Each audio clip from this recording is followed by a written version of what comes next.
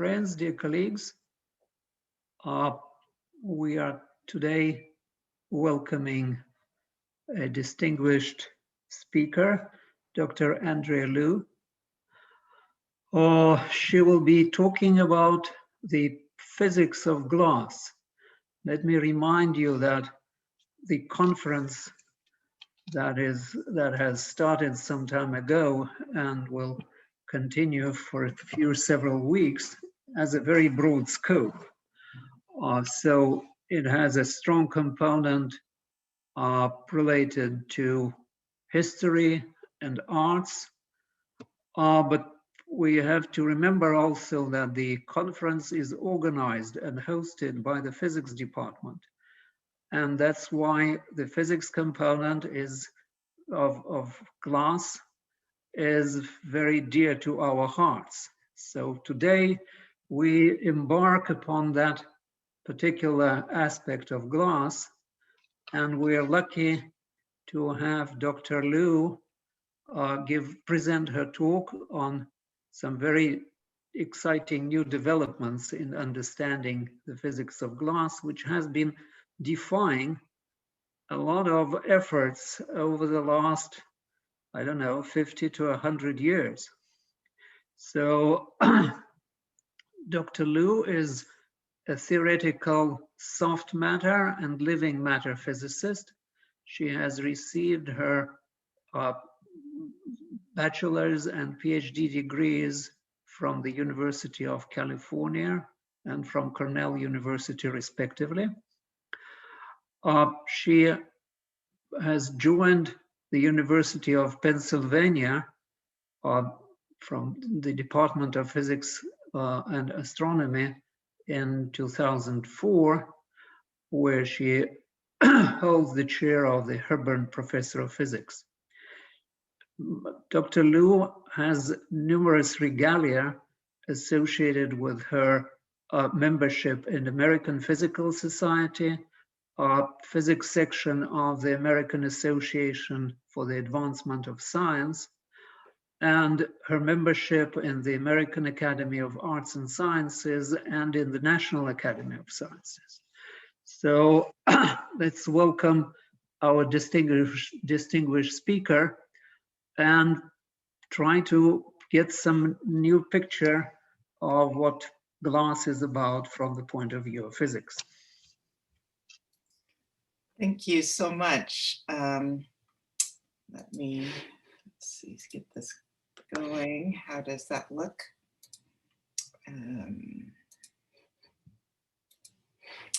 All right. Yeah, so thought I would talk today about basically how glasses relax.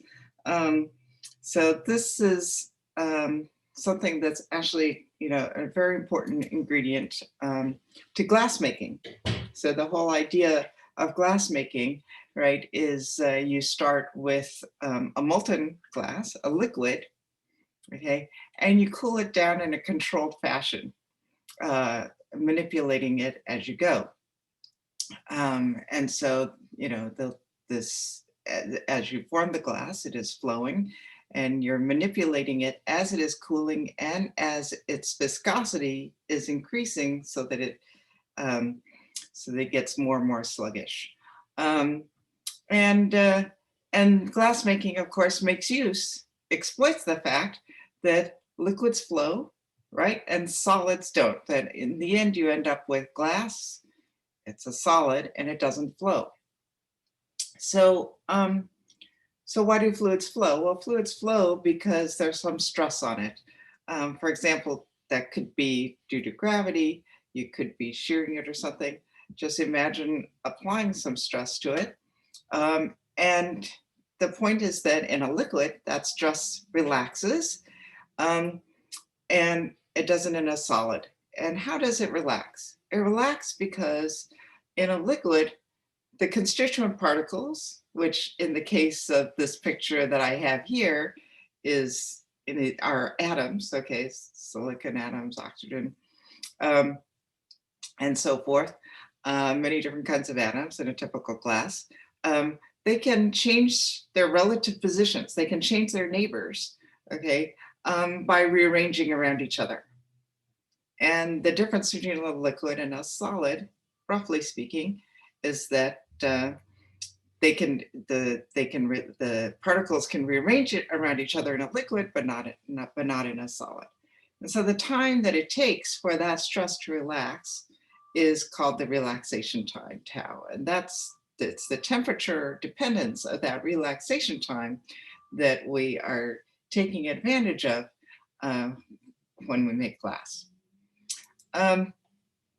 So the temperature dependence of the relaxation time, or in fact, the whole transition from a liquid into a glass is a collective phenomenon. You wouldn't be able to understand it just by if you understood everything you could about silicon atoms and oxygen atoms and all the other different kinds of atoms in a glass. You wouldn't understand how it goes from a liquid to a glass because it's what's called a collective phenomenon. Okay, so Helen Keller, I think, put it best: alone we can do so little, together we can do so much. And the whole point of the branch of physics that I'm in, condensed matter physics, is to understand how phenomena like the transition from a liquid to a glass can come about when you put many, many atoms together. So here are some examples. So here's a copper atom, okay, but you put many copper atoms together to make this copper wire. It can be conducting, or at low enough temperatures, it can become superconducting. Those are collective effects that can only happen when you put many of them together. Okay, you put many liquid crystal molecules together, you can get liquid crystal displays. Okay, you take many grains of sand together, and they show something that's a lot like the liquid to glass transition. You can pour sand as if it's a liquid, but if you walk on the beach, it supports your weight. It's a solid. You don't sink through it the way you would sink through a liquid like water. Okay. Unless it's quicksand, which is an interesting thing. So, or you can take bubbles, right? Individual bubbles, soap bubbles, we understand them quite well. But if you smear them around, they behave like a liquid. If you just let them, a foam, a collection of many of these bubbles, if you have this foam in the palm of your hand, right, it will just stick there and it behaves like a solid. So these are all collective phenomena. So if we think about solids, okay, they're really sort of two classes. One is the crystal, and this is what we actually teach at every university, are the properties of crystals. So you have atoms which are perfectly ordered. Now this is actually a picture from a microscope of not atoms, but colloids. And I'm going to make use of colloids as model systems for understanding what's going on in the microscopic scale. These were taken by my colleague, Arjun Yode. So the colloids are tiny micron-sized particles, and here they are suspended in water. And if they're all roughly the same size, or very close to the same size, they can crystallize like this and form this beautiful ordered structure. And that's what you see in a diamond, for example. And when we think of crystal, we think of gemstones or diamonds or something like that. But actually copper is also crystal. Okay, so this copper wire is crystalline copper. And plastic, if it's opaque, like a milk jug, okay, that is actually crystalline as well, or semi-crystalline. So that's different from glasses. So this class of systems is different from glasses. Glasses have a disordered structure. So here's a picture of a glass. You know, we often think of glasses that are made out of atoms, that like this silica, as you have heard about in the previous lectures. But glasses are a much more general class of materials. So this is, for example, a metallic glass. Okay, it's a glass that's made out of many different kinds of metal atoms so that in the end they cannot crystallize and they form a structure that looks like this. And all plastic actually that is clear is glass, okay, as well. So disordered in structure. So if you think about a crystal versus a glass, the way a liquid turns into a crystal is totally different from the way it turns into a glass. And that's really what, and that's what makes a glass making possible. Okay, so if I think about a liquid, so for example, liquid water, I have this disordered structure of molecules, right? When it freezes, as I said, we form this beautiful structure that just keeps repeating itself. So for example, in this ice sculpture, right? And so the particles are disordered in the liquid and they're ordered in the solid. And so what happens when a liquid freezes is that the structure completely changes from disordered to ordered. And the relaxation time, the time that it takes for a stress to relax, okay, jumps discontinuously by many, many orders of magnitude. And this is a problem that we've understood for about 100 years. We've understood freezing transitions for a very, very long time, okay? The glass transition is totally different, okay? What's different about the glass transition is that the constituent particles, whether they are the atoms in this kind of glass or metallic ions, as in the metallic glasses, or you know, molecules, long chain molecules, as in a plastic, they remain disordered. Okay, so that if you look at the structure, so as you cool the liquid through the glass transition, the particles never order; they always remain disordered. Okay, so you can't just look at a snapshot and tell the difference between a liquid and a glass the way you can between a liquid and a crystal. As you cool the system down, not only do the particles remain ordered, okay, but the stress relaxation time just increases continuously. It doesn't suddenly jump up like at the freezing transition. It just keeps going up and up and up, okay? But very rapidly, amazingly rapidly, so that you can actually get an increase of 10 orders of magnitude, okay, in just tens of degrees. Okay, so that's a huge, just really sharp increase. And what happens, because it's increasing so rapidly, at some point, the time that it takes for the stress to relax becomes longer than the time that you can wait.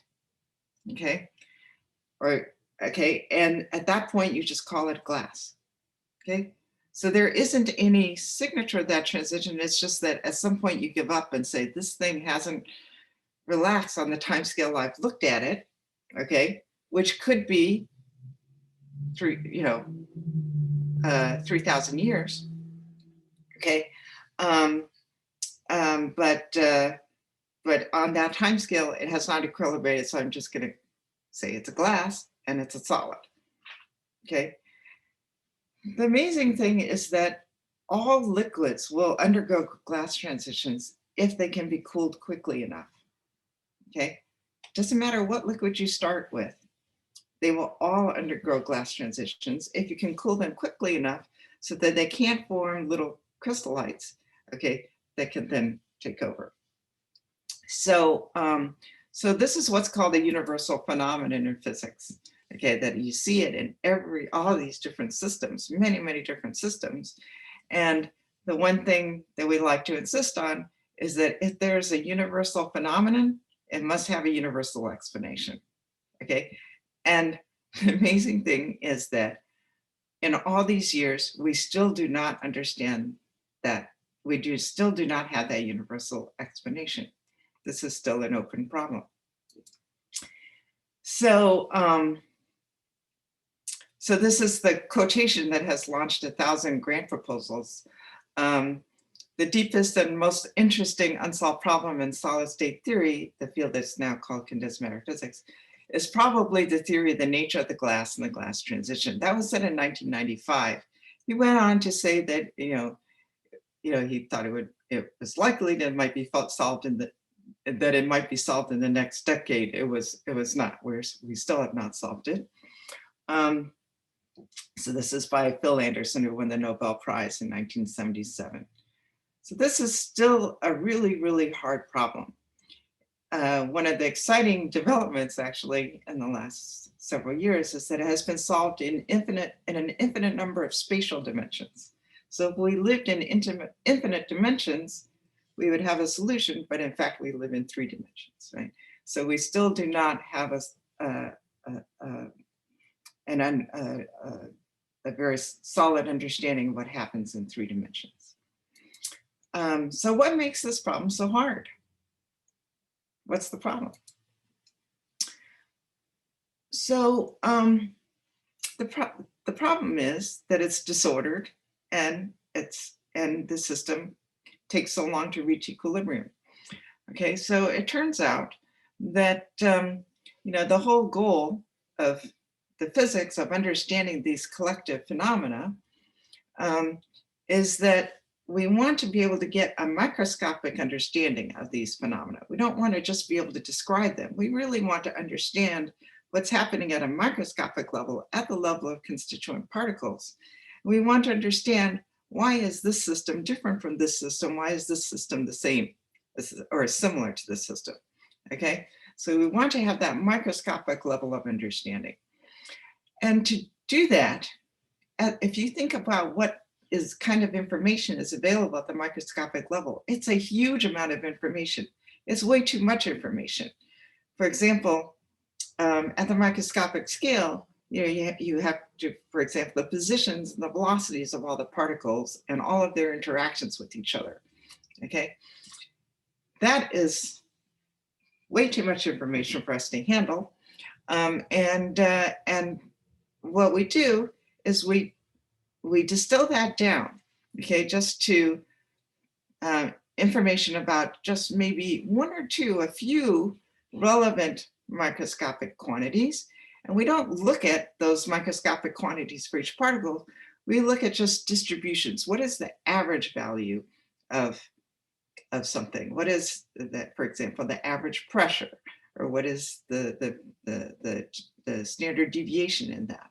Okay, so we reduce all that amount of information down to relatively little information.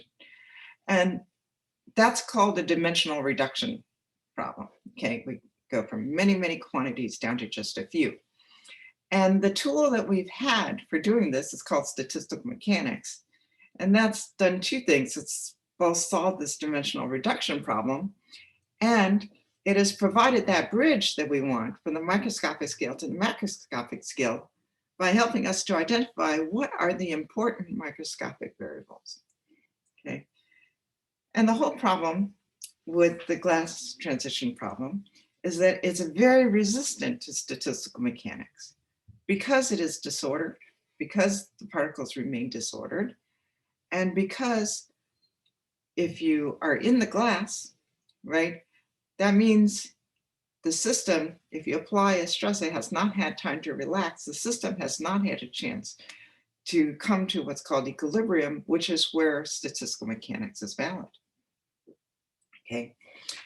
There's another part of this, is that these systems have what are called very complex landscapes. So let me now just explain what that means. So here is what you might think of, right, as a rather complex landscape. Lots of mountains and valleys and so forth. And here in this picture, we're looking at the height, okay, versus 2 coordinates, for example, latitude and longitude, okay? What is important for these problems, for the liquid to glass transition problem, is the energy landscape. So you can imagine plotting the energy of the system as the height, okay?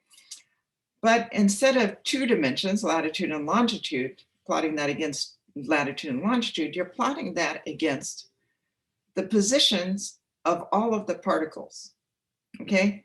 And in 3 dimensions, there are 3 coordinates for position.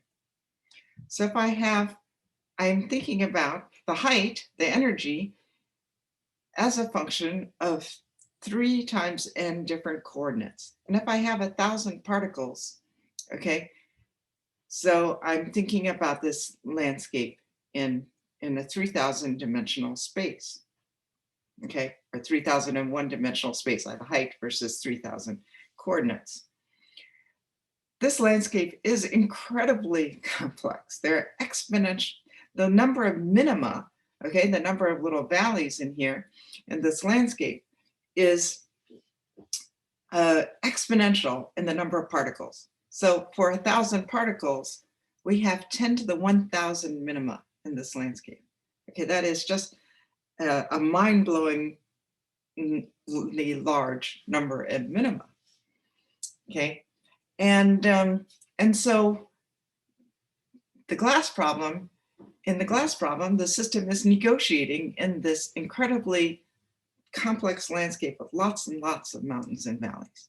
Okay, so and because of that, the behavior of the system is really linked to the dynamics in this landscape.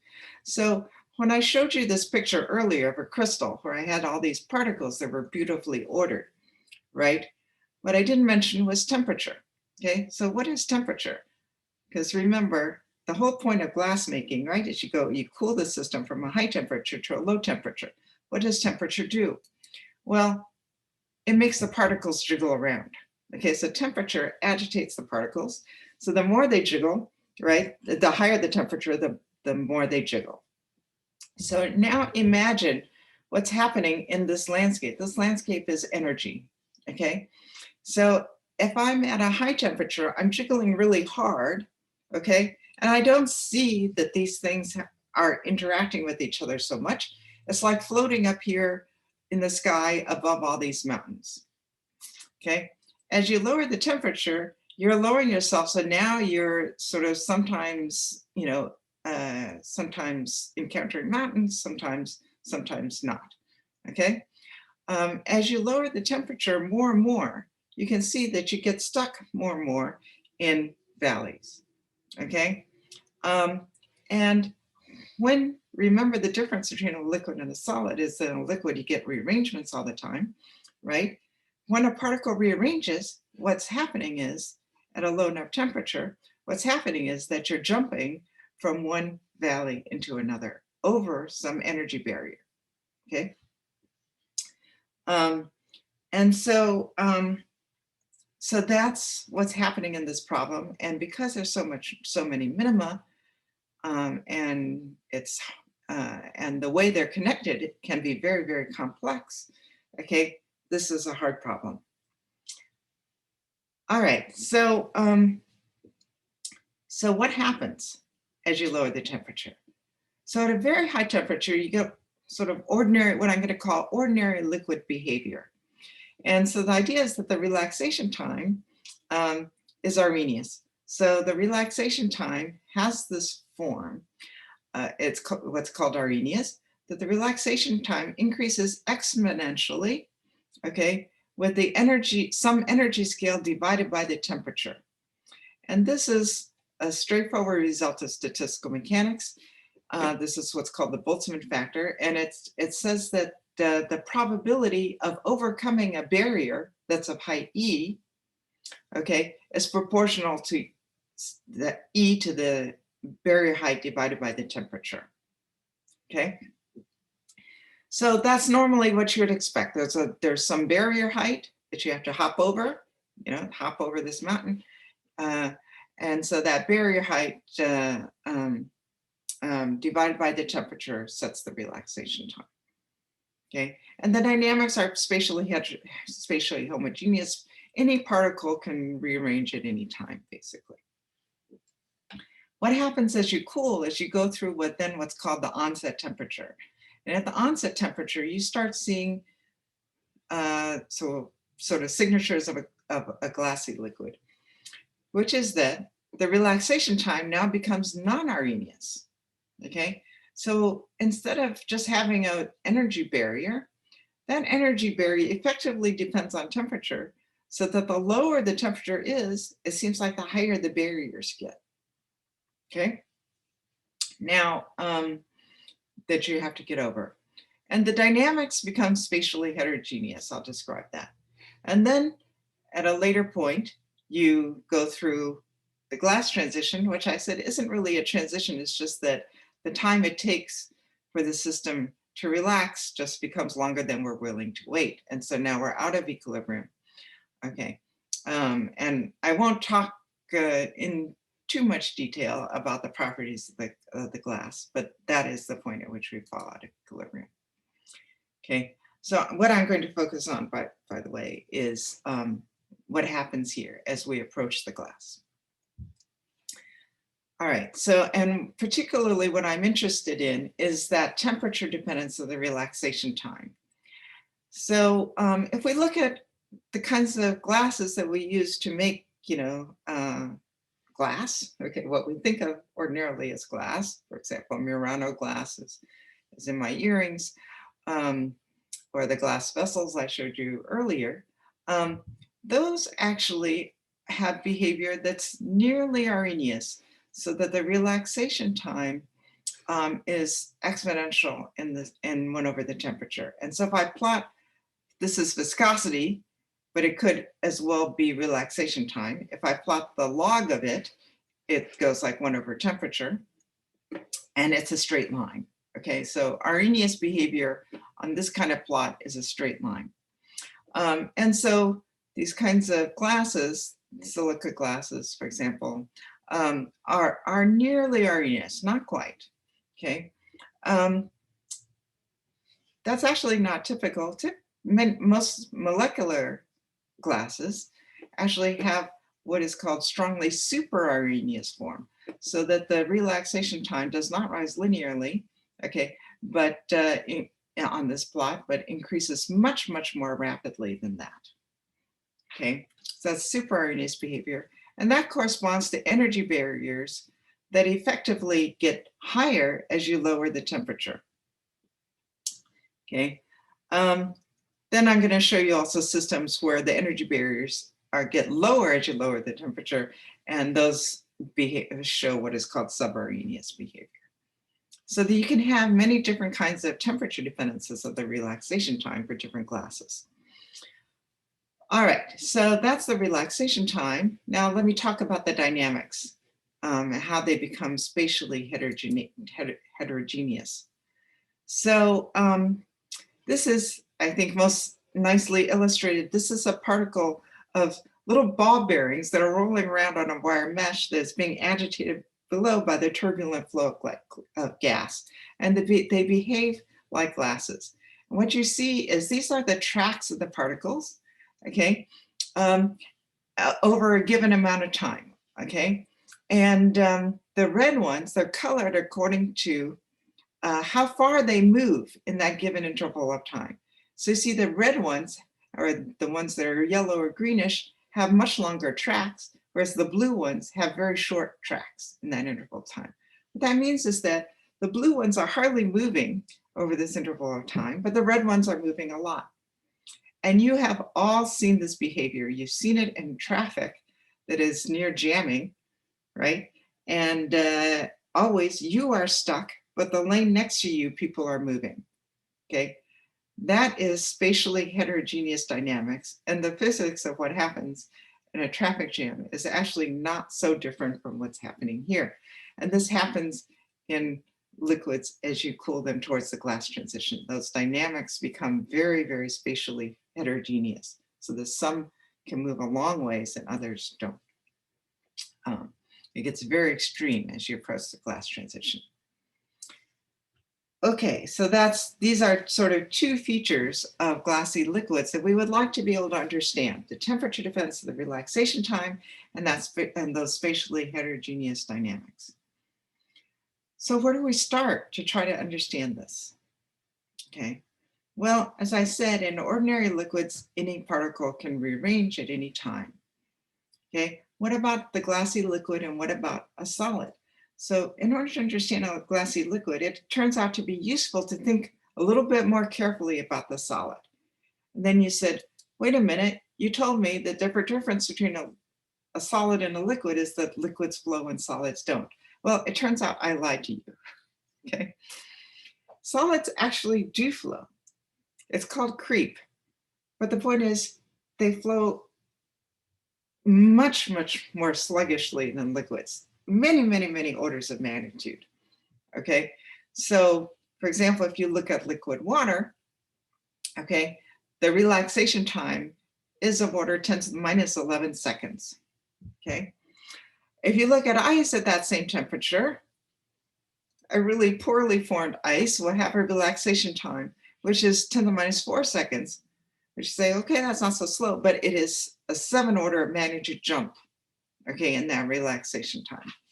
And depending on the preparation, I don't know, during the pandemic, a lot of people are relying a lot on cocktails, and there's been a lot of buzz about this special ice that's extremely clear, that melts very slowly, okay? That ice has a relaxation time that is actually much longer than 10 to the minus 4 seconds. So, well, not much longer, but maybe an order of magnitude or so longer. So, so the relaxation time is in fact not infinite in a crystal. It's just much, much longer than it is in the liquid. And glasses also creep, they flow. And how much they flow is again dictated by their relaxation time. So as I say, as the relaxation time gets really long, as you lower the temperature, then the time it takes for them to flow is also extremely long. Okay, so how do crystals flow? If we think about crystals, maybe we'll get some insight into how glasses flow. So if you think about crystals, I showed you these beautiful pictures, right, of crystals that look something like this, where the atoms are beautifully ordered. But real crystals actually are not perfect. Okay, even a single crystal is not perfect, and it can have defects in it. And it turns out that those defects are where rearrangements tend to occur. So for example, here's a defect in a crystal. I have what's called a grain boundary, where here I have this orientation. You can see I have lines, for example, that point in 3 different directions. Well, let's just take this vertical direction, right? Here, that direction is very different. Okay, and there's this what's called a grain boundary that separates these crystalline grains. They have different orientations. It turns out that these grain boundaries is where melting occurs. It's where melting starts if you heat up a crystal. And that's also where relaxation occurs when you put the system under a stress. Okay, so for example, here's a grain boundary. Okay, as you melt the system, this grain boundary expands. Okay, you start seeing sort of liquid-like order or disordered particles at this grain boundary. And this is just a movie showing this interface between the crystal here and the liquid here as this system is melting. And you see the melting occurs at the interface, okay, by this interface advancing. That's this interface. This is a close-up of what's happening here. Okay, so defects are essential to how crystals relax, okay, and flow. So why do you get rearrangements at defects? And the whole reason why you get rearrangements at defects is because the energy barriers for them to rearrange are lower, okay? So if I have a particle that's at a defect, the energy barrier for it to rearrange, okay, is a lot lower than for a particle deep in a crystalline region. So the energy barriers for particles depend on where they are. And in fact, in this picture that I showed you a picture where I was actually, the number of defects was increasing as we went from left to right. So this was beautiful order. Even the Hope diamond has defects in it. Okay, it's a beautiful crystal, but it is not perfect. This copper wire is a crystalline system that has lots of defects, and that's what makes the wire very bendable. Okay. It is actually those defects that make it very flexible. And it is actually those defects in this plastic milk jug that are scattering the light and make it opaque. Okay. And you see the difference. Here I have plastic that's a glass and it's clear. Okay. And the reason why glass has been prized for millennia is because it can be clear. The reason why it's clear is because I don't have these grain boundaries that strongly scatter light. Everything is disordered. Okay.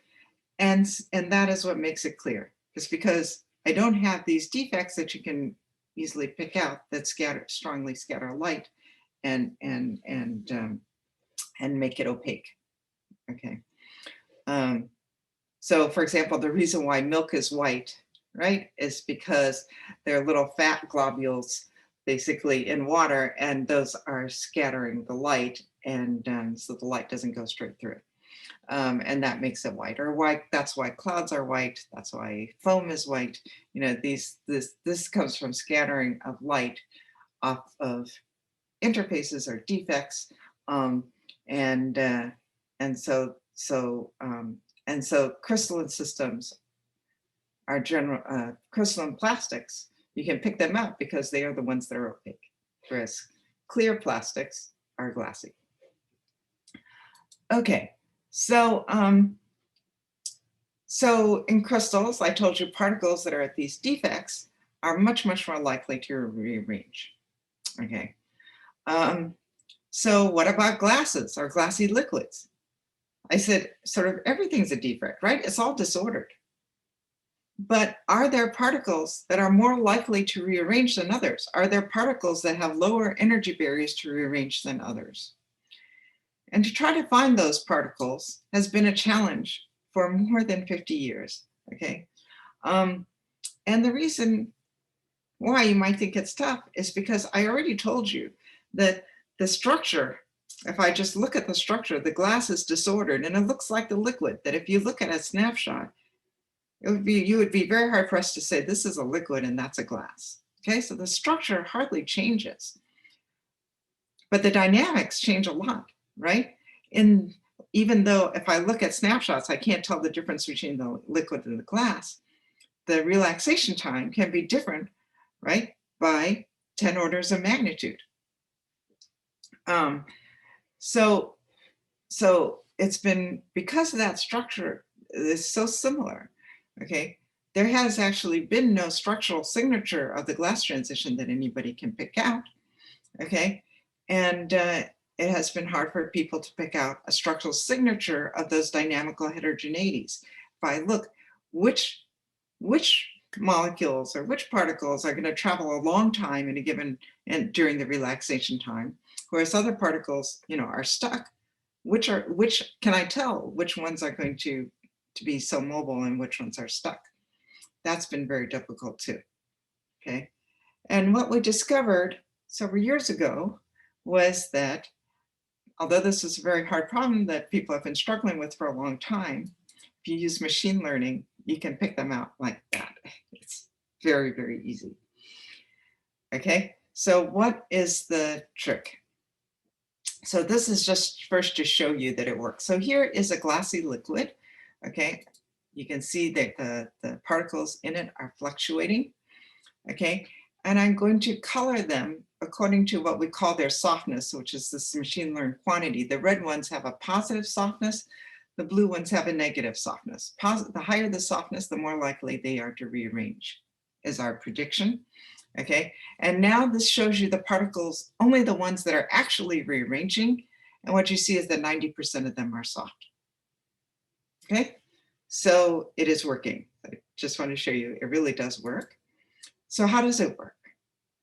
So, right, we always use the example of dogs versus cats, of image recognition by machine learning, that you show pictures of dogs and cats and it can tell the difference and give it the right label. Okay, well, to tell a dog from a cat, you don't just look at one quantity, for example, how wide the ear is compared to how tall the ear is. Okay, that would be, for example, one quantity that you could look at as the ratio of the width to the height of the ears. Okay, that's not enough, right? You need to look at many, many, many different features in order to pick out the difference between a cat and a dog. And that's not the usual physics approach. In the usual physics approach, you think really, really hard and you think, okay, I think this is the important difference, for example, between a liquid and a crystal. Okay, and then you focus on that one quantity. Okay, the idea of machine learning is you say, no, forget about that. Don't just focus on one quantity, focus on many quantities, M quantities, where M for us is of order 100. Okay, and then together they might tell you something. Individually, they might not tell you that much, but together maybe they can tell you something. All right. So so the quantity that we happen to use is called the pair correlation function. So what it is you just count. You just say, how many particles do I have with their centers along this blue ring? 0, right? If the blue ring is too close, I'm not going to find very many at all, right? But then I get to another, I look at the red ring, there are more particles that have their centers on this red ring, and so forth. So I look at different rings at different distances.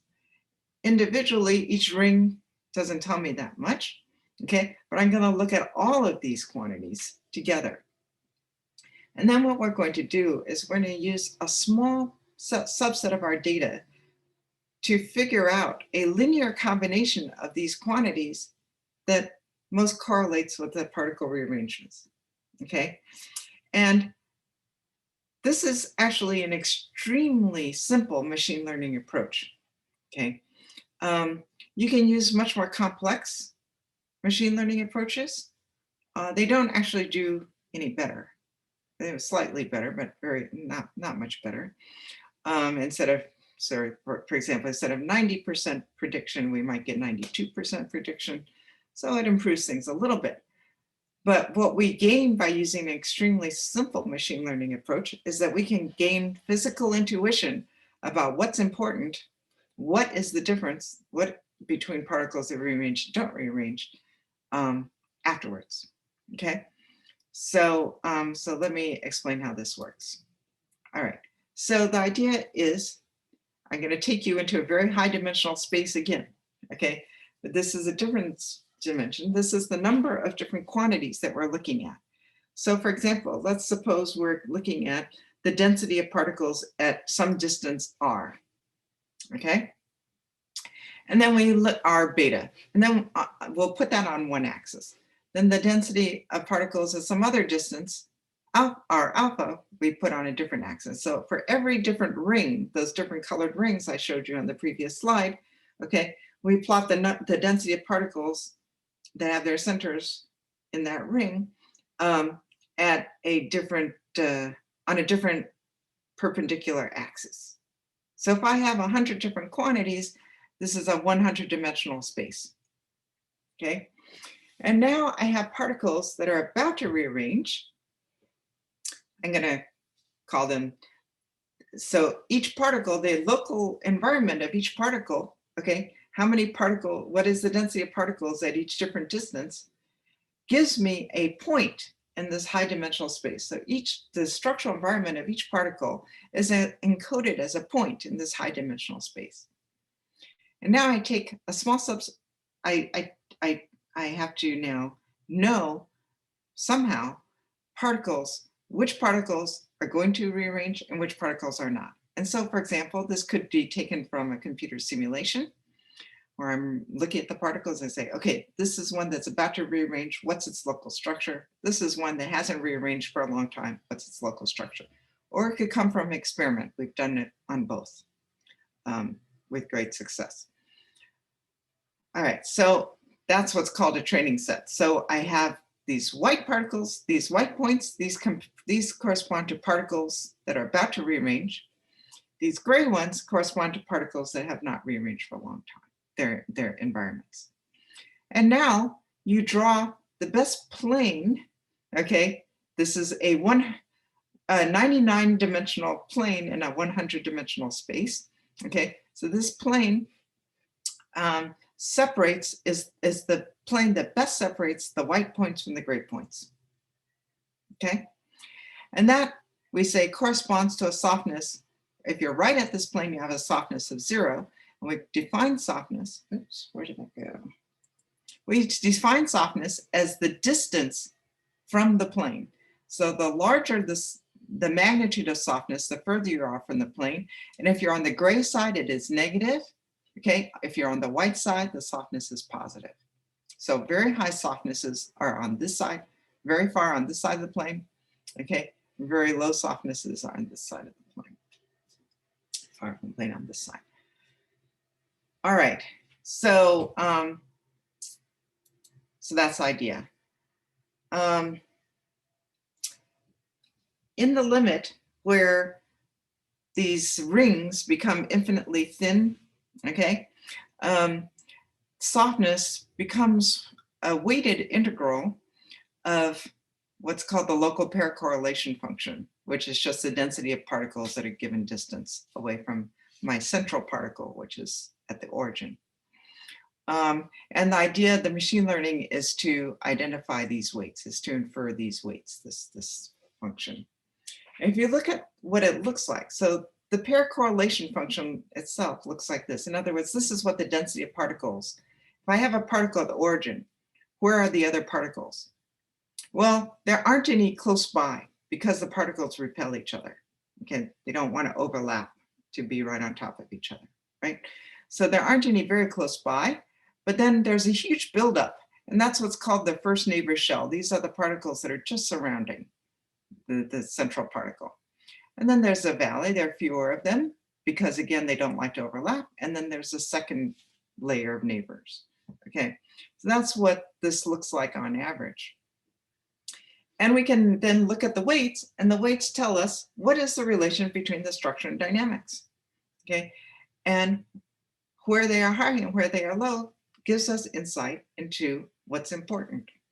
Okay, the nice thing about this is that we can get this information just by knowing the particle positions as a function of time, which can be tracked, for example, by video microscopy for colloids, as in those movies that I was showing you earlier, those experimental movies from Arjun Yod's group. So,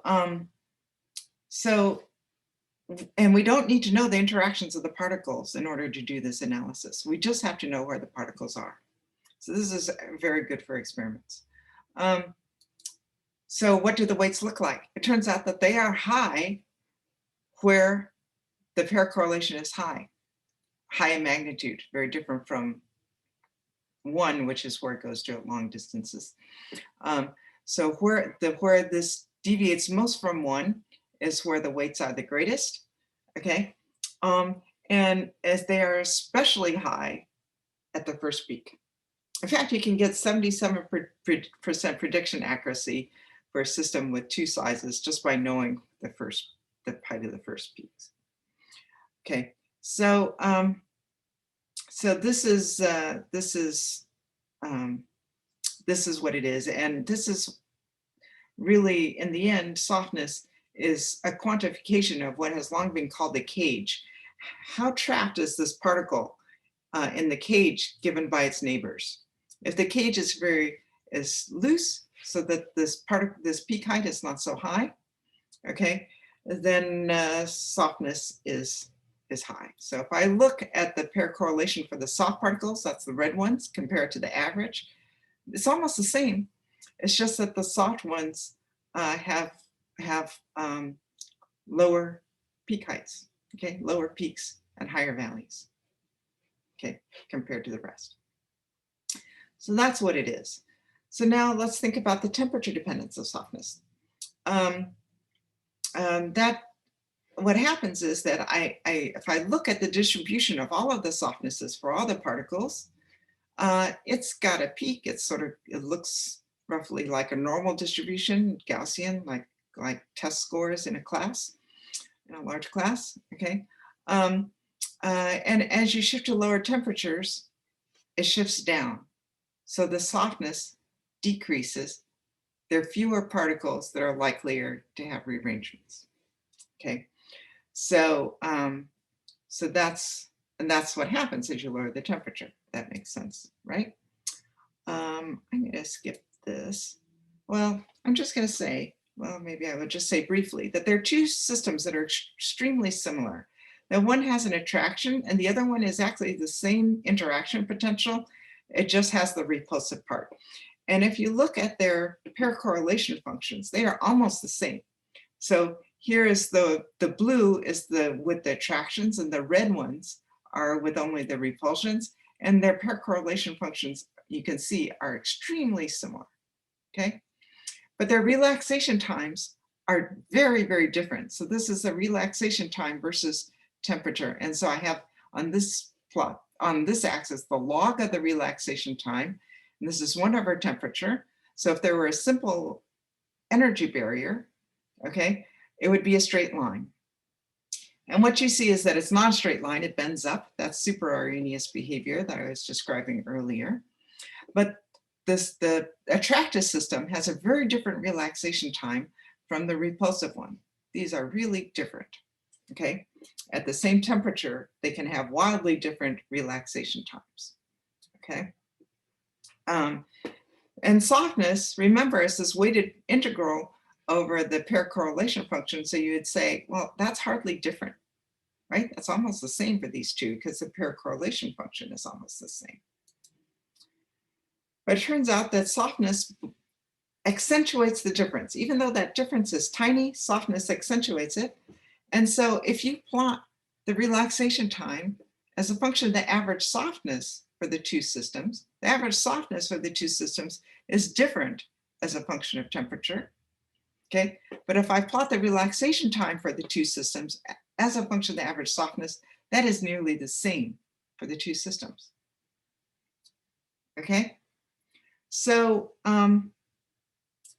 so there is this relation between the relaxation time and the average softness. That's what it's telling us, that these two systems are so similar that we could use the same weights for both systems.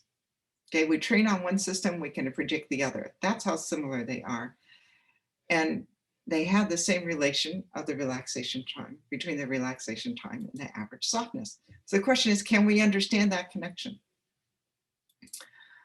So this is what we do. The idea is if we plot now the log of the fraction of the particles that are rearranging, this is the log of the probability that a particle will rearrange as a function of the softness of that particle. What you see is that as you lower the temperature, the probability of rearranging becomes a stronger and stronger function of the softness, so that the difference between a low softness particle and a high softness particle, the difference in their probability of rearranging becomes very strong as you lower the temperature. And if I plotted it different way, so I plot the log of the probability of rearranging versus 1 over the temperature, again on an Arrhenius plot, so a simple energy barrier would be a straight line, okay? What you see is that if I plot it for particles of a given softness, so if I plot the probability of rearranging for particles that have the same softness that's quite high, I get a straight line. What that means is that for particles of this given softness, there is a well-defined energy barrier for rearranging, okay? And I can pick it out from the slope of that line. And so for particles of a low softness, okay, there's a different energy barrier, a different slope of that line. And that energy barrier is high for particles of low softness, and it's much smaller for particles of high softness. And that's why high softness particles are much more likely to rearrange than low softness particles. It's because they have lower energy barriers to rearrange. And so this is an enormous simplification, because remember, I told you that the energy landscape, you know, has e to the order n minima. So for only 1,000 particles, I have already 10 of order 10 to the 1,000 minima. Okay, that when you have that many minima, it's really hard to figure out what are the energy barriers, because there, remember, this is a 1,000 dimensional, 3,000 dimensional space to look for energy barriers in all of these different directions to find out what is the typical energy barrier, what's the lowest energy barrier. You know, all of these things are incredibly difficult to calculate from a simulation on the computer, impossible any other way. And now what we do, we just by looking at the structure, okay, just by looking at these pictures, we can pick out what is the typical energy barrier. Okay, we can measure it this way.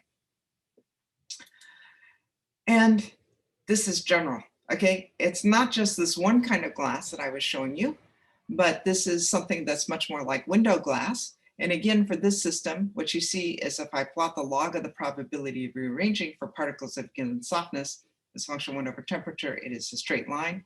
There, that means a well-defined energy barrier, okay? With different energy barriers, different slopes for particles with different softnesses, okay? This is a system that has energy barriers that effectively get smaller as you lower the temperature. It gives you what is called sub-Arrhenius behavior. Again, we have these lines, straight lines for particles of given softness. And this is particles that are not even in a glass. These are particles that are in polycrystals. These are particles, in fact, that are in, the soft ones are in grain boundaries, as I showed you before. And again, we see this straight line behavior. So this softness can tell us the energy barriers, and it doesn't matter how ordered our systems are, whether they're crystals or glasses, or what kind of glasses they are, whether they have sub-Arrhenius or Arrhenius or super-Arrhenius behavior, it doesn't matter. We can pick out the energy barriers for rearranging. So that's very powerful, okay? And what does that tell us? Well, if it's Arrhenius, okay, it has this form, we can make a very simple assumption for the relaxation time. We're just going to say it's 1 over the probability of rearranging calculated at the average softness. And the idea is the higher the probability of rearranging, right, the shorter the time it takes to rearrange and therefore to relax, for the whole system to relax. So it should go like 1 over the probability of rearranging at the average softness at that temperature. And that, in fact, works extremely well. The black points are calculated from this prediction, and the red points are actually measured, okay, when we actually measure the relaxation time. And there's an arbitrary prefactor, but so we can just multiply by something which we have chosen to get agreement at one point. And when we choose it to get agreement at this point, we see really good agreement at the rest of the points, okay? So it works for that system. It works for silica, okay, which is used for, like, for example, window glass. It predicts, again, the right thing. So the black curve is our prediction, the red points are the actual measurements. And it works for the system that has sub-Arrhenius behavior as well. So, so this simple idea that the relaxation time is just proportional to 1 over this should be a proportionality, not equal, sorry. 1 over the probability of rearranging at the average softness works extremely well. But I said, remember, that there was this onset temperature. Remember, I said that there's this above this temperature, we just have ordinary liquid-like behavior where the relaxation time is Arrhenius, and any particle can rearrange at any time. And then there's this onset temperature below which we start getting these weird glassy-like behaviors. Okay, can we understand that? So let me go back to this thing, that the probability of rearranging is Arrhenius. And what you see is that it has this simple form, right? But if you look at it, I'm just going to shorten this a little bit. I don't explain this. There is this temperature here, okay, where all these curves cross. Okay, at this temperature, the probability of rearranging doesn't depend on the softness, right? That's the point. When each color here is a different softness, the probability of rearranging for different softness. At this point, okay, the probability of rearranging doesn't depend on the softness. That point turns out to be exactly the same as the relaxation time. So here's that point where they cross. Here is it measured from a totally different way of measuring it. And what you see is that these are the same. Okay, so, so this is the picture. This whole softness picture applies only below this onset temperature. Below that onset temperature, that's when the probability of rearranging or the dynamics start to depend on softness. That some particles become different from others. Some particles have a low softness and therefore don't rearrange for a long time, where other particles have a very high softness. They have a very high probability of rearranging and they rearrange often. So, so that you see, we have captured all of these things. We have captured all of these things, sorry. I got carried away with. We captured the fact that there's this onset temperature and prediction of what it is. We now understand why the relaxation time is non-Arrhenius. Below the relaxation time, it's because the probability of rearranging becomes dependent on softness, okay? And the average softness changes with temperature, gets smaller with temperature.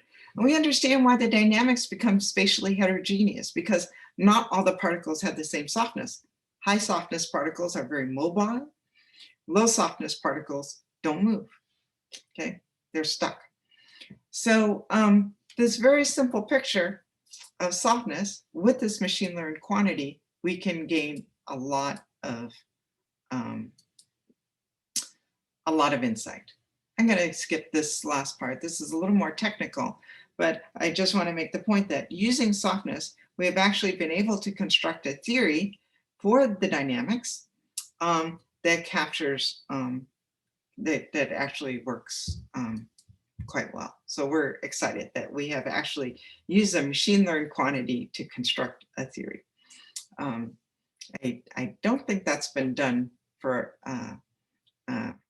in any other system. All right, so, or for any other phenomenon. So yet. All right, so I just want to wrap up. So, so what I've shown you is that there is actually structure that's deeply hidden in the disorder of glassy liquids. We can pull out that structure using machine learning. And once we pull it out, we get this quantity softness, where particles at given softness have a well-defined energy barrier height. And that is the key to the interesting phenomena that you see in a glassy liquid that we actually take advantage of in glass making, right? So, so as I said, this is a case where statistical mechanics failed us, right? It has found the glass problem to be very, very difficult in low dimensions, in 3 dimensions.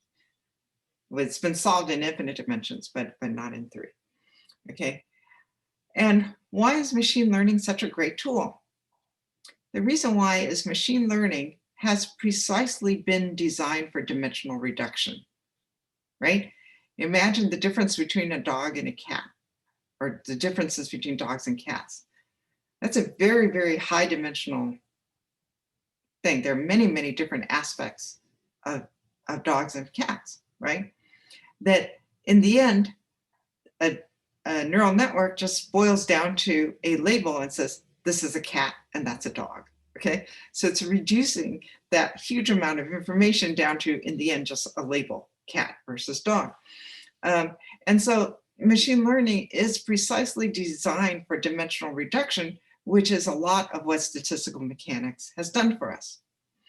The other thing about machine learning is because it looks at many quantities instead of just one, it is really good at finding very, very subtle correlations that have eluded us as physicists so far. So I think this is a very, very powerful tool for making progress on some difficult physics problems. And I hope I convince you that softness is really very promising as the right microscopic variable to look at. The structural signature of dynamics is the right microscopic variable to look at for a theory of glassy dynamics. and also for a theory of understanding why glasses tend to give you brittle failure. Okay, it turns out. Glasses snap, right? You can bend a metal spoon, right, or a metal wire. If you tried to do that with glass, it would just snap. To understand that difference as well is something that we are working on. Okay, so just like to thank the people who did this work with me. In particular, Sam Schoenholz and Dosh Truba pioneered this work when they were graduate students. They're both now at Google Brain. And thank you for your attention. Thank you so much, Dr. Liu.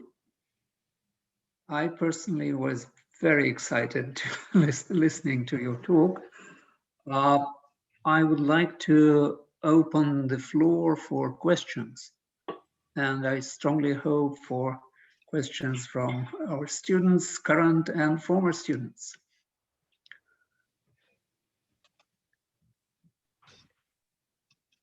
If I may, this is Sarah.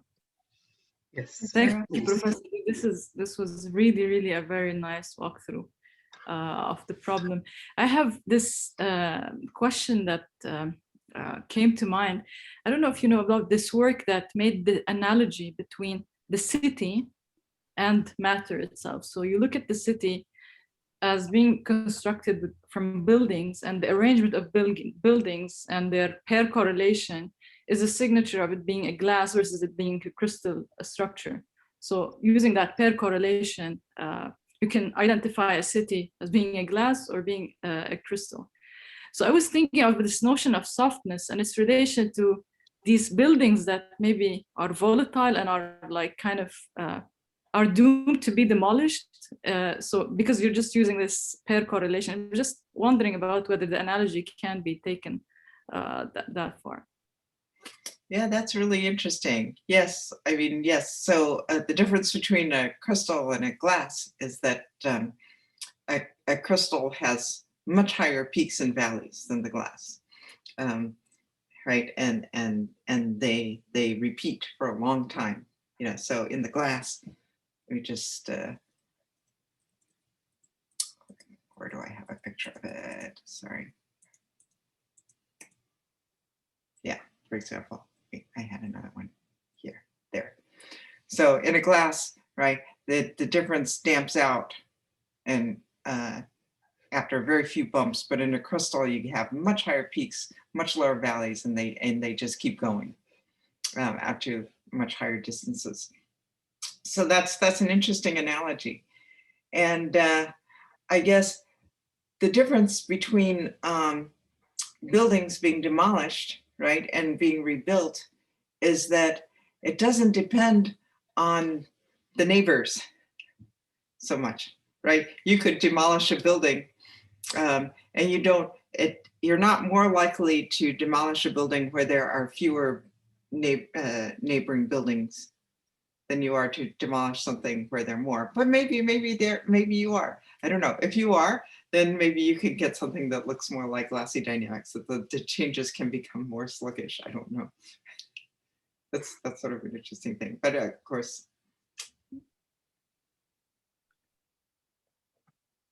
yeah. Yeah, of course, the buildings also don't. Yeah, I think there are limits to how far we can take this analogy, but it's sort of, but it's interesting. Yeah. Thanks. Yeah. There is a question that I can see in the chat. So I don't know whether maybe Andrea, you could just read it out on your own. Let's see. And maybe. I have to go out of presentation mode. Oh, okay, I can read it for you. That's not a problem. Okay, so it's from one of our students. Thank you for the nice talk. You have quantified the softness of particles based on the dynamics and using machine learning. I do not understand what decides the softness of a group of particles if the glass is almost homogeneous in its constituents. Is that related to the defects in the glass? Yes. So the idea is that even though overall the glass is very homogeneous, so homogeneous that it doesn't really scatter light very much, which makes it transparent. Still, some particles have more neighbors nearby.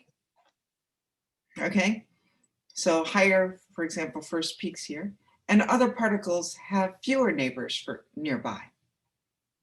And that very subtle difference in how many neighbors they have nearby and how many neighbors they have at this distance and so forth, these very subtle differences give you very, very different behaviors in their probability to rearrange.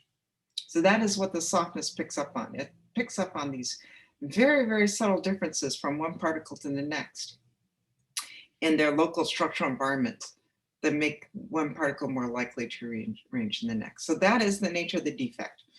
The defect is a very subtle defect, which comes from tiny changes in the number of neighbors nearby.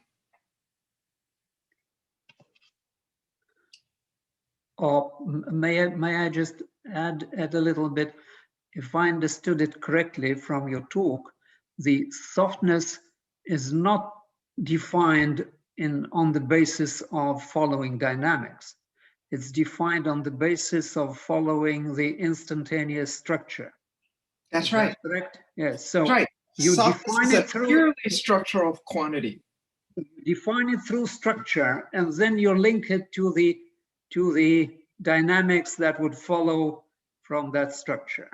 Is that exactly? That's the nice thing, is that the softness, once we have it, it is a purely structural quantity. And all we need to do is look at a snapshot. I don't have to look at a movie. So any quantity that I have to look at a movie to see, for example, oh, this particle didn't move as far in this interval of time as that other particle. That's dynamical information. We're not using that. We're just using particle information that can be gleaned from a snapshot. And so once we have that information with the snapshot, you just give me a picture and I can tell you the softness of every particle and how likely, what is the typical energy barrier for this particle to rearrange. Just by looking at a picture. Okay, I have a few questions, but I would rather like to wait a little bit to hear more questions from the students. Yes. Yes. The students, Andrea has raised his hand. So okay, yes, please. Yeah. Please. Hello, doctor. Hello. Thank you for the interesting talk. I have a question. So softness, we defined it as some quantity which is related to the local environment of our particle, per se. And how do we know that this dimensional reduction is actually the right one? And were there some simple models where there's been some analytic expression for this softness which agreed with what the algorithm gave us? Yeah, so the answer to the second one is no, we don't have that yet. But one clue that we have is that the weights actually qualitatively look a lot like G of R itself, the average G of R. And I think that gives us a clue as to what softness might be. So that's something that we are working on. But in answer, I'm sorry, remind me of the first question, part of your question again. The first question is related to this one. It's how do we know that this dimensional reduction that you call the dimensional reduction is the right one? It's the right one. We didn't.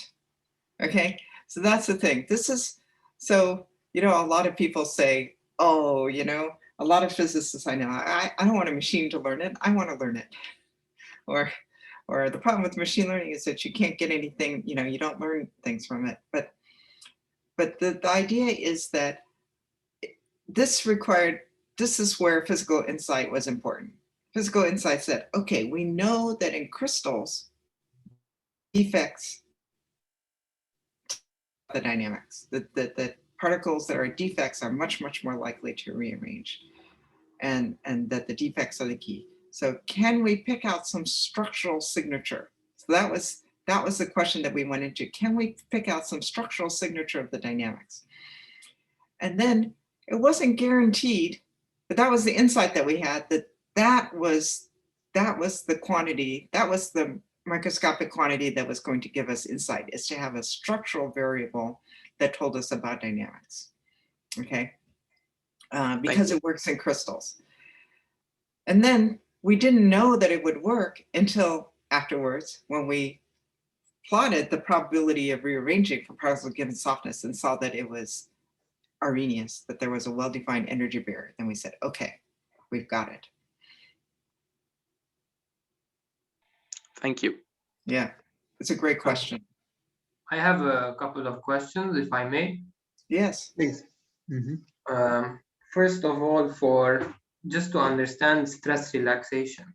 So when I have a solid like a metal rod, I apply stresses from both ends, and the internal stress relaxes and I reach an equilibrium state with the external force. And that's mechanical equilibrium. So I guess that's how you would define stress relaxation. So that it relaxes until it reaches mechanical equilibrium. But if I replace that sort of metal rod with just a glass rod, and I do the same thing, it will still relax. So what I'm trying to say is that just for a normal window glass, still this relaxation time is of the order of like 10 minus 2 seconds, something like that. So yeah. So we actually don't see we don't see the relaxation of that metal rod. It doesn't occur on a time scale that we can look at, just because the relaxation time of that rod. So it depends on which, if you actually apply a stress to the rod and you look for that to relax, that's saying, oh, that's sort of the rod just adjusts its shape, and right? Yeah. To stress, and that's not. So okay.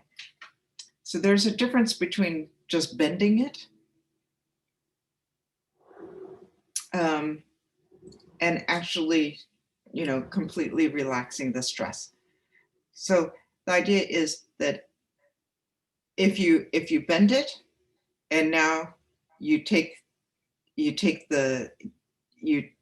your hands away, right? You stop applying the stress. Then it holds that shape. That is the time, and that's what you're talking about, right? If I did that to a glass, the relaxation time is actually so much longer, right? That it would never relax, and it doesn't bend it. Actually, if you try to bend it that far, it will break. Right. Okay. And so that time scale, that's for a large bend. If I make a small bend, okay, so that it doesn't break, and say, okay, how long do I have to hold it, so that when I take my hands away, it doesn't spring back. That is so long, you don't see it happening, right? Okay. So basically, if I apply the stress and I reach mechanical equilibrium with the external stress, that doesn't really say much about the relaxation time. That's not the relaxation time. The relaxation time is that you take the stress off, and it reaches the stress that you need to apply to hold it in that shape goes to zero. Okay, I see. Yeah. Thanks. My other question is about softness. So if I just have a system of particles, I have a softness for each particle. Have you sort of traced that softness for a given particle as a function of time? Is it like a random variable, or is it something special? It's very, very interesting. In fact, that's how we construct our theory, is because you see, that's a great question. How does the softness of a particle evolve in time? Well, if the particle is involved in a rearrangement, okay, it changes its local neighborhood. So its its softness changes. Yeah, exactly. If a particle, even if a particle is not involved in a rearrangement, if there's a particle nearby that rearranges, that can change its environment. Okay, and if I'm in the glass, right, or at low enough temperature, even if a particle nearby doesn't rearrange and my particle itself doesn't rearrange, but a particle far away rearranges, then it can actually give rise to an elastic distortion of the system, okay, that distorts the neighborhood of this particle and changes its softness. So there are these different ways in which the softness, so in order to understand how softness evolves in time, we've got two, I actually have a slide because I was hoping to get to it.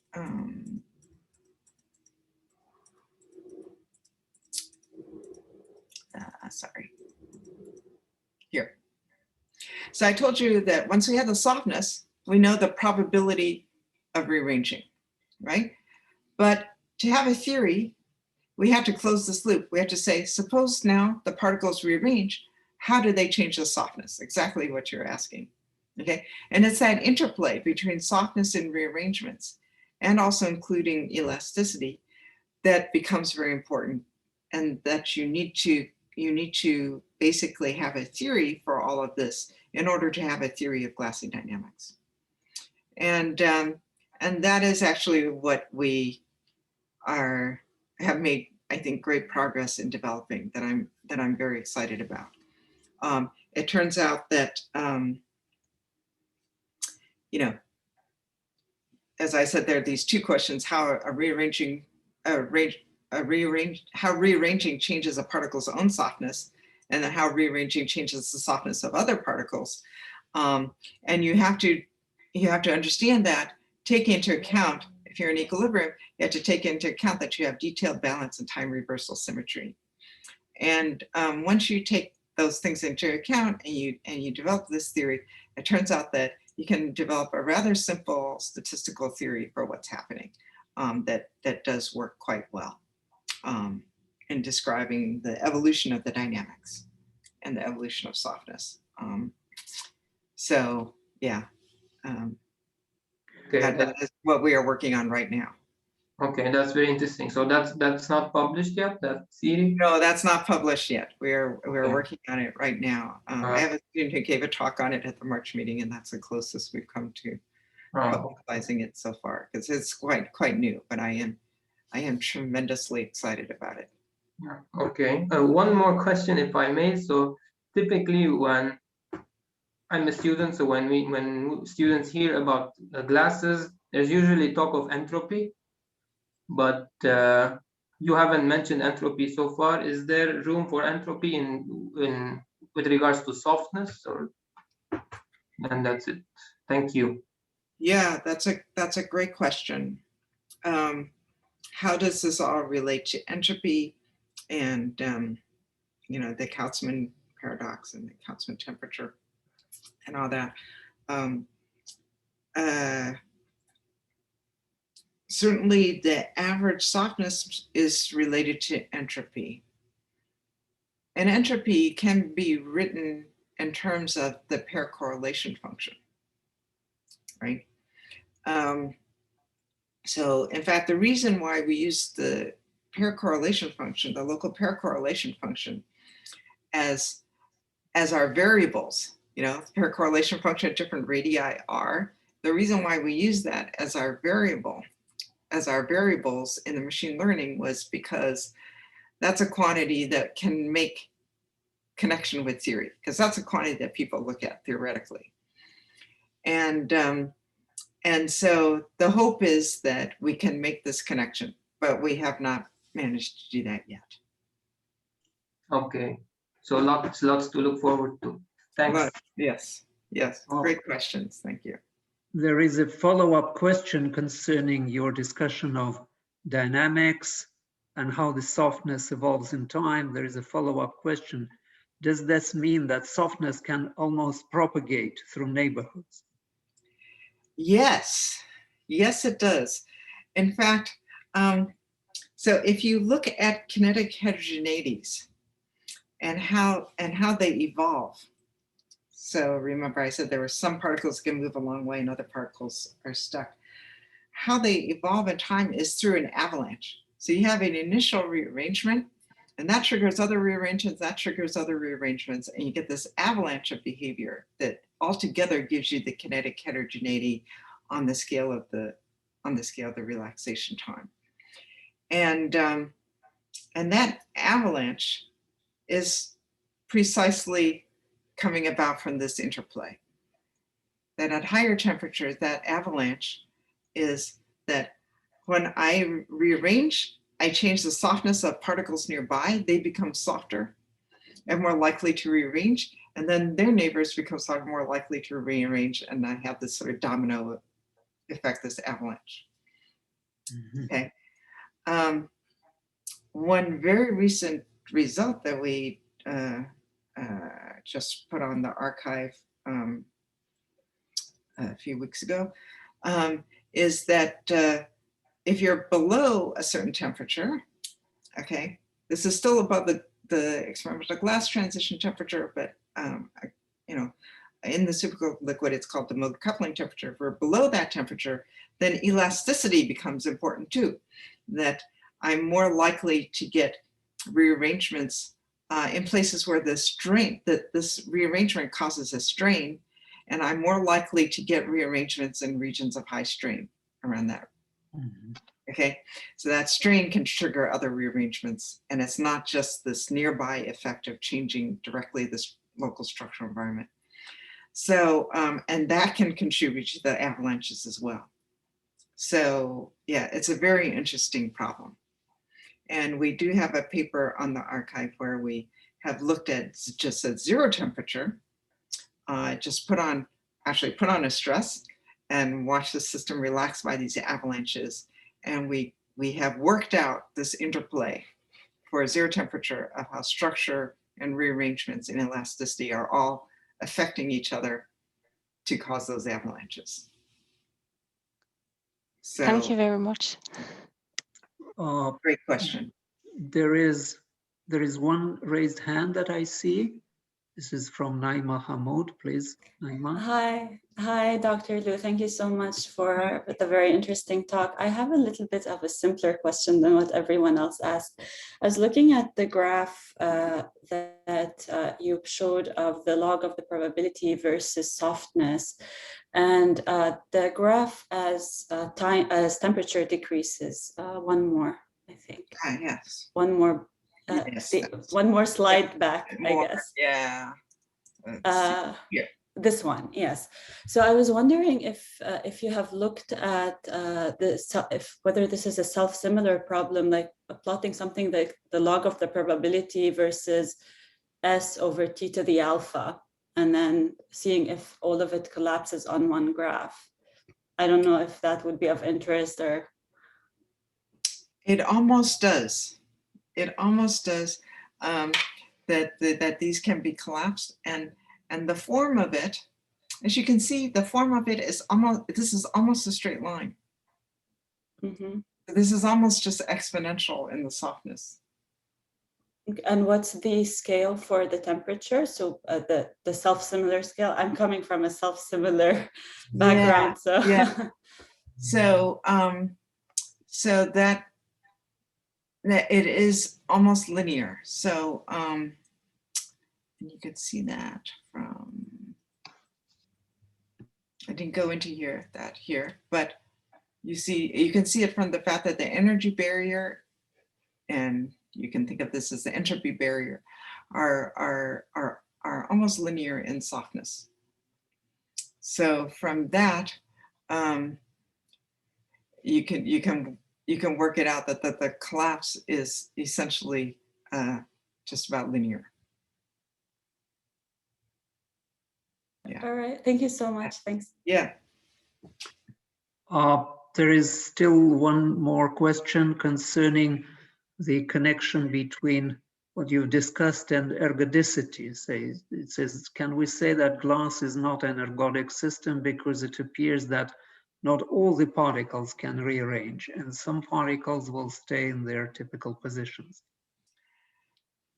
Yeah, so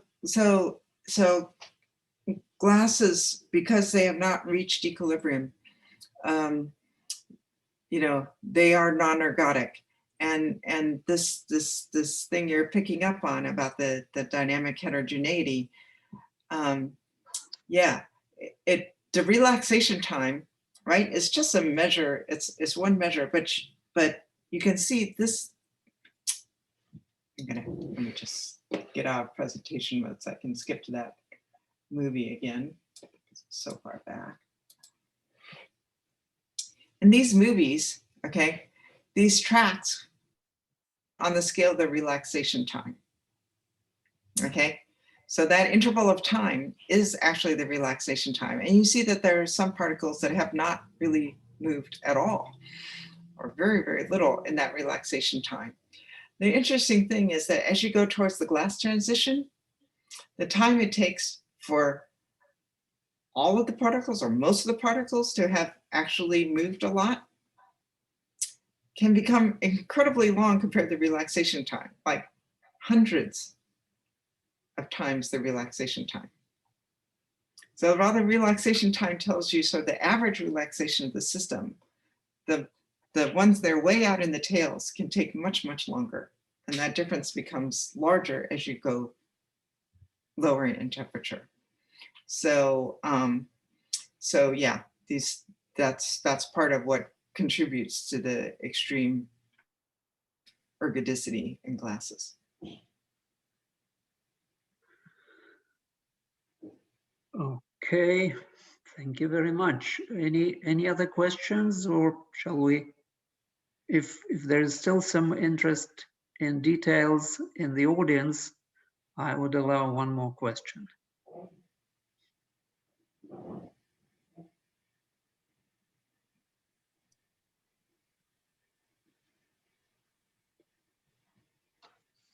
Maybe I'll just make a comment. I think, just want to say, I think machine learning is an extremely powerful tool for doing physics. And just as people were, I think, a little leery of computer simulation at first, and it has now become a very powerful tool for driving understanding, I think machine learning is going to be yet another tool in our toolbox that we can use to gain physical insight into systems. And I, you know, slowly more and more people are taking that attitude, and I hope there will be great progress on hard problems due to that. I have a question, maybe a couple of questions, Leo. Yes, please, sure. So in relationship to machine learning and insights into physics problems, did you have people when you published your work and said, who said, you know, we had told you so all along, we knew it. We talked about it in different terms, but now you're calling it softness. We called it something else. You mentioned cages at some point. Can you elaborate on that retrospective point of view on the theory of glassy states and their dynamics? Yeah, so the idea of the cage, that a particle can be caged by its neighbors and that some particles are more caged than others, has been around for a very, very long time. But actually, we did not get that kind of pushback because nobody had been able to come up with anything that was at all convincing, a quantity that was at all convincing for quantifying that. And so, so to be able to do this and get this, to be able to make these predictions, we have actually not gotten pushback on, oh yeah, we knew that all already.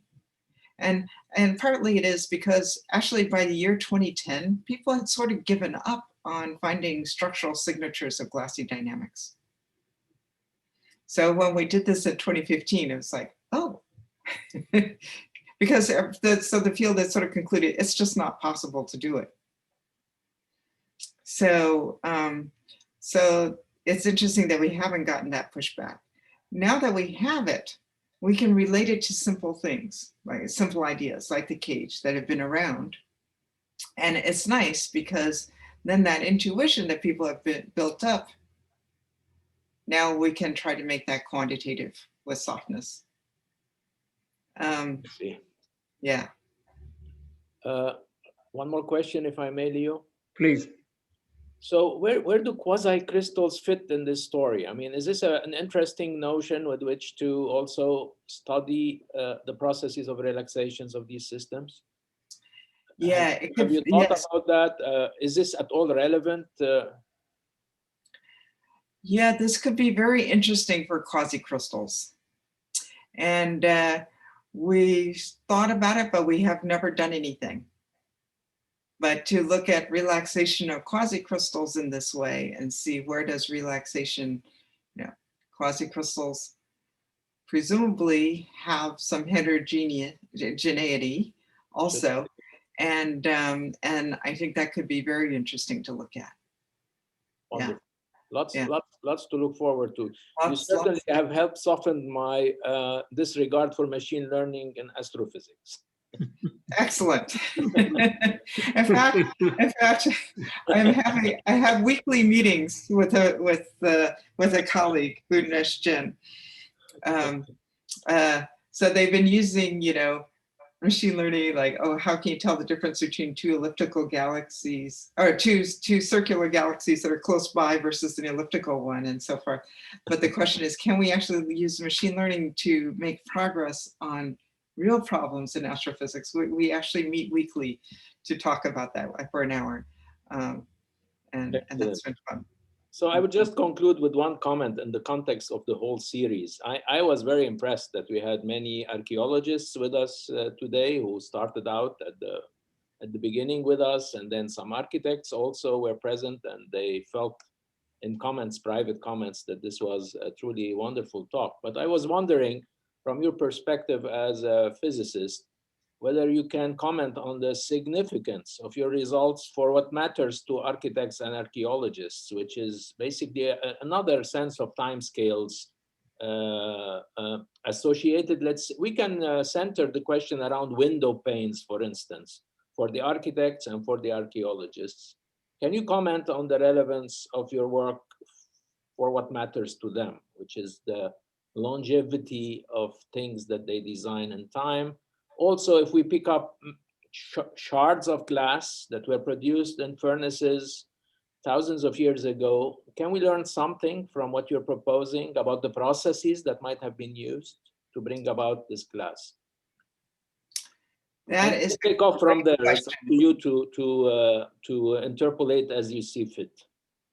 That is a great question, and that is a goal, a very long-term goal.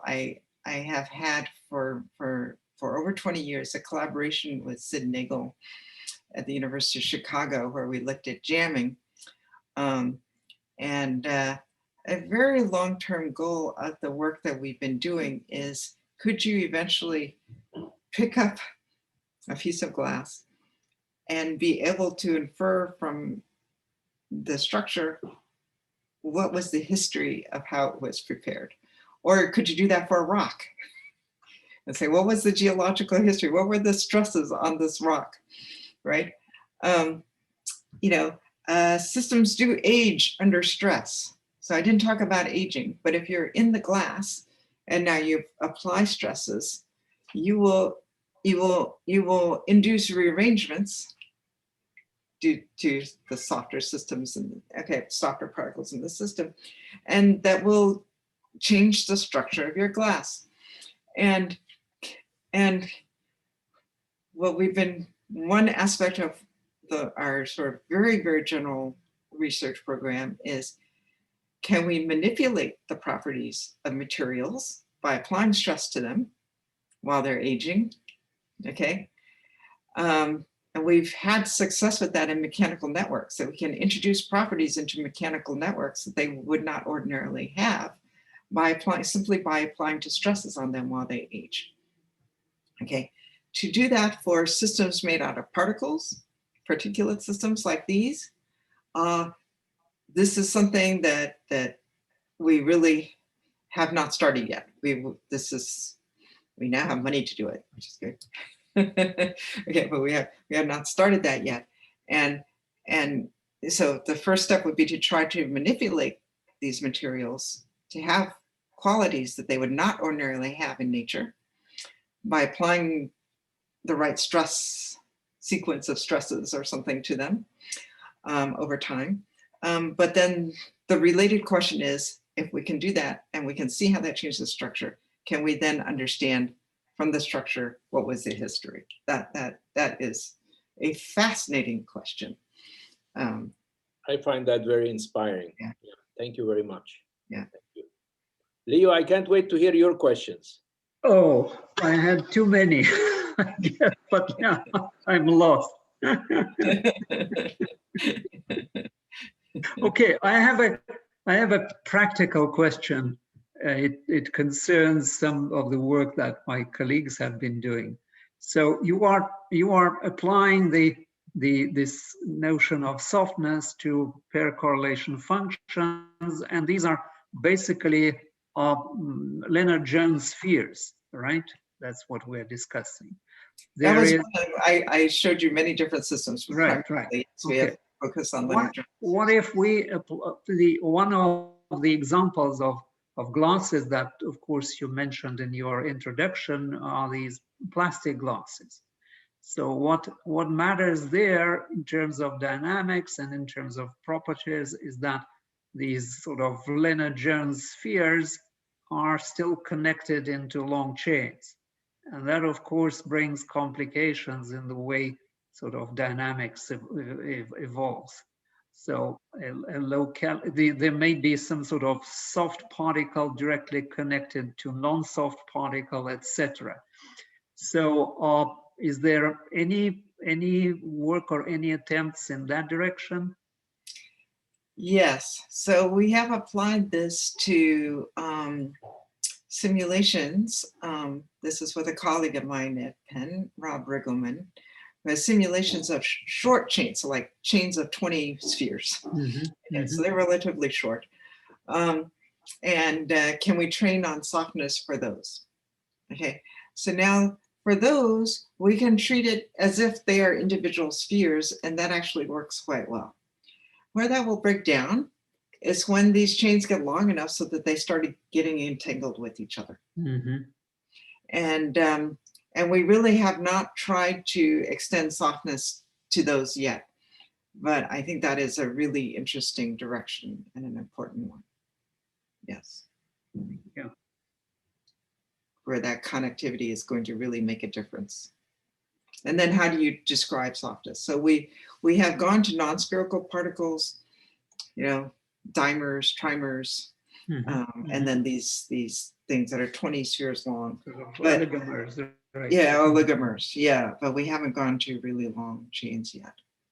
And how to generalize it, I think is going to be very interesting and may, you know, yeah, I hope will give us some insight into the polymer glass transition.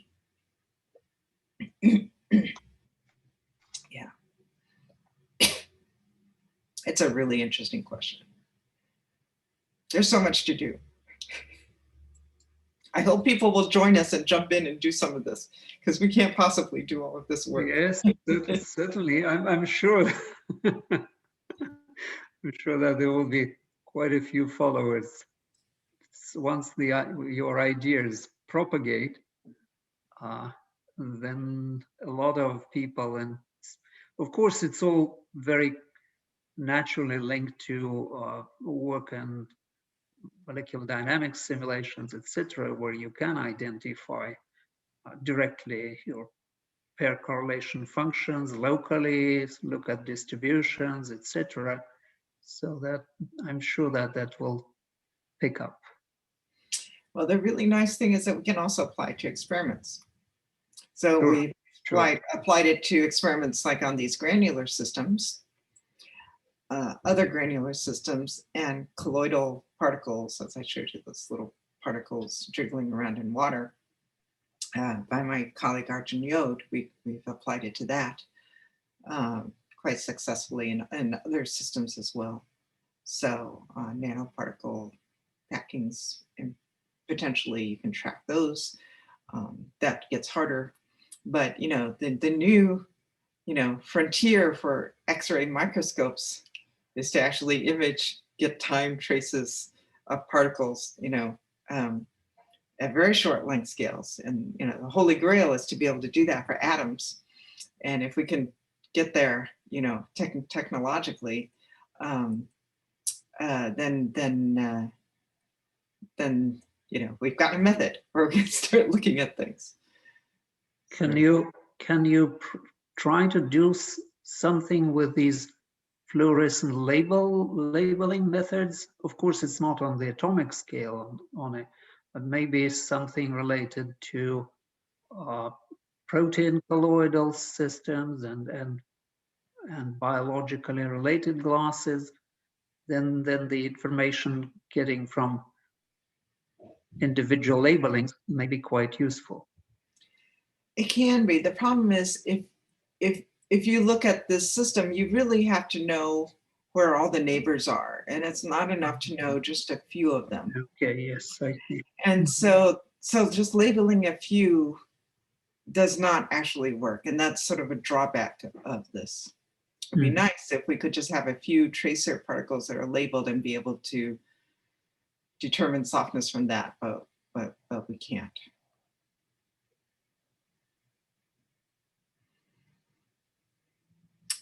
So it's not everything. nothing ever is.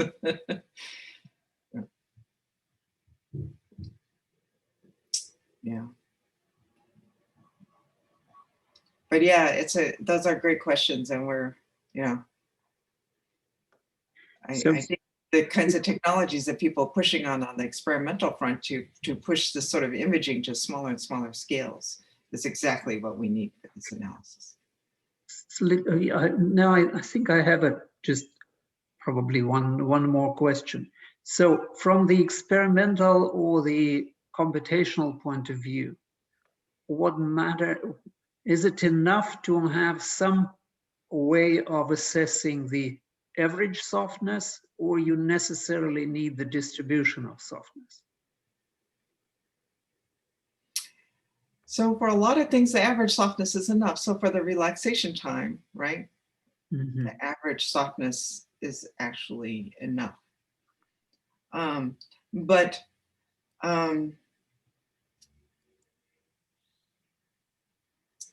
really, but for other things, the distribution is actually important. For example, for the kinetic heterogeneities, Mm-hmm. for building this theory, we actually do need properties of distributions. Yeah, so it depends.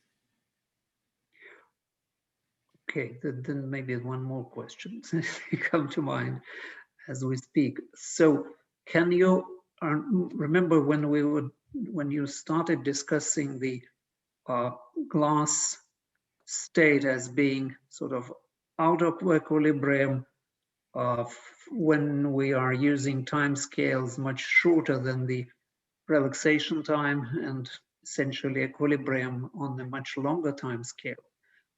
Can we infer something about measurable properties on the time scales that are much shorter than relaxation time? Sort of. So basically what really matters in real glass is not necessarily related to relaxation time, which may be thousands or probably billions of years. Longer, well longer than the age of the universe. Right, or yeah, easily. So basically what is of interest from practical point of view would be properties that are completely out of equilibrium. So if we're interested in that, is your approach helpful? Yes. Yes. So we can use this to look at the aging process. Mm-hmm. And include the early steps of the aging process. So the idea is to understand that interplay, as I said, of softness and rearrangements and elasticity, to try to understand, you know, that process of what happens. Yeah, yeah. So so it can be applied to the early times as well. And in fact, that's how we get to the late times, is by starting with the early times and then watching what happens. So we're trying to develop a theory that starts from the early times and just the building blocks are just individual rearrangements, and then propagate those forwards in time with this theory. So, well, if there are no more questions, let's just thank again our wonderful and very inspiring lecturer today. Yeah, truly wonderful. Thank you very much, Andrea. Very much. well, thank you for all of these great questions. This was a lot of fun. I know you've taken the time to stream the previous episodes, and I hope you will stick with us for what comes and let it known within your glass enthusiast community. Yes. Yes. In fact, I was just realizing this morning that I'm part of this big Simon's collaboration on, it's called Cracking the Glass Problem, where we're bringing people together who have solved the problem in infinite dimensions. And then people try to, as I described today, start from the equilibrium liquid and cool the temperature down to the glass transition in low dimensions. And then people like me who start with jamming, and the other thing is we try to go up in temperature from 0 temperature. So it brings together these 3 communities, and I was just thinking, they would be very, very interested in the other talks in these in the series. So yes, I will publicize it to them. It's so great that they are on YouTube, and I have really enjoyed the previous 2 talks, and I'm looking forward to the remainder. This makes me personally very happy, and I really am very appreciative for the time you took and generosity in answering all our questions. This is wonderful. Thank you. Thank you.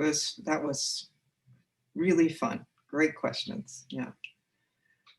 Okay. Thank you. Bye-bye. Okay. Thank you, bye-bye. Leo. Thank you, Leo. Bye. Yeah. Thank you. Thanks for the invitation.